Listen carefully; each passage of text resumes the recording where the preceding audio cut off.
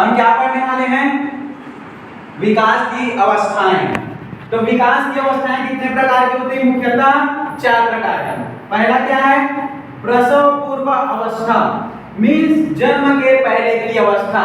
जन्म के पहले हम कहाँ रहते हैं? गर्भ में रहते हैं, अपनी मम्मी के गर्भ में रहता है बालक, तो इसको हम क्या बोलते हैं? गर्भावस्था भी बोलते हैं। इसका टाइम पीरियड कितना है? 280 दिन। 280 दिन यानी 9 महीने 10 दिन। कितना? 9 महीने 10 दिन का इसका टाइम पीरियड है। किसका? प्रसव पूर्व अवस्था या गर्भावस्था का। अब उसके बाद आते हैं शैशवावस्था। इसको शैशव काल होता है 0 से 2 वर्ष। शैशव काल पूछेगा ना, तो शैशव काल कब होता है? शैशव काल का टाइम पीरियड होता है 0 से 2।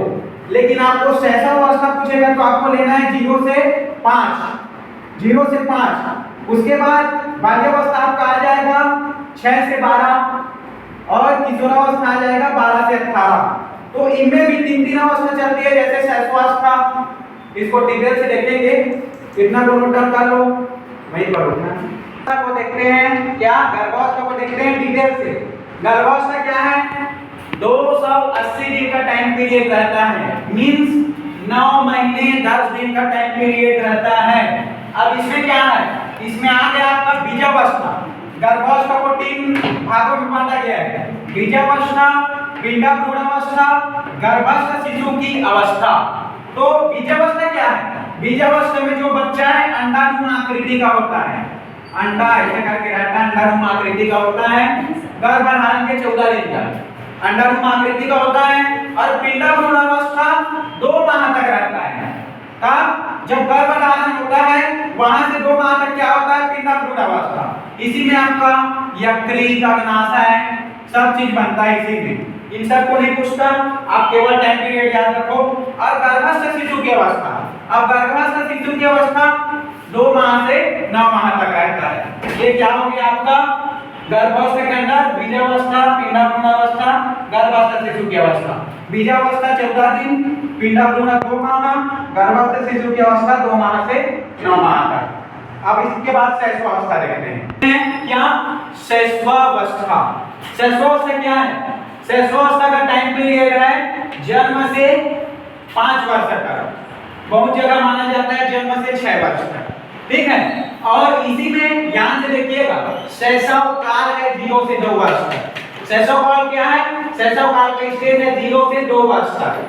अब देखिए शैशवावस्था में बच्चा क्या है? मूल प्रतीकात्मक अवस्था कहा जाता है, क्योंकि बच्चा, अब इसी को देखो संवेगात्मक काल।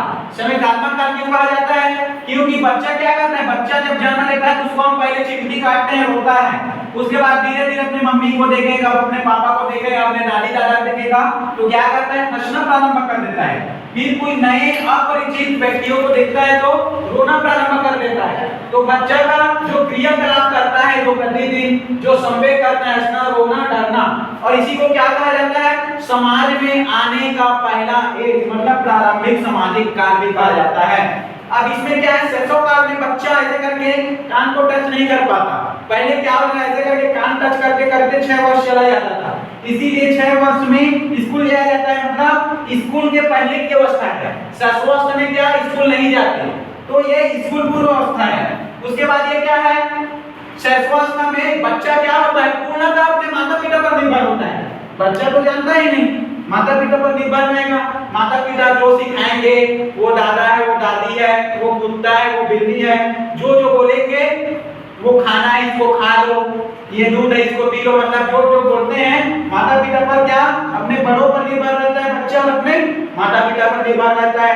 कब? शैशवावस्था के दौरान। और ये अतार्किकता का चिंतन की अवस्था है, मतलब बच्चा किसी को देखेगा तो उसके मन में सवाल आने लगता है, ये कौन नया आदमी आ गया, ऐसे वैसे अतार्किक चिंतन करता है। अब स्व केंद्रित अपने में लीन रहता है, किसी से कोई मतलब नहीं। टॉय एज है, टॉय मतलब इसी में सबसे ज्यादा बच्चे लोगों को क्या दिया जाता है? गिफ्ट ला के, खिलौना ला के दिया जाता है, जिससे खेलते हैं।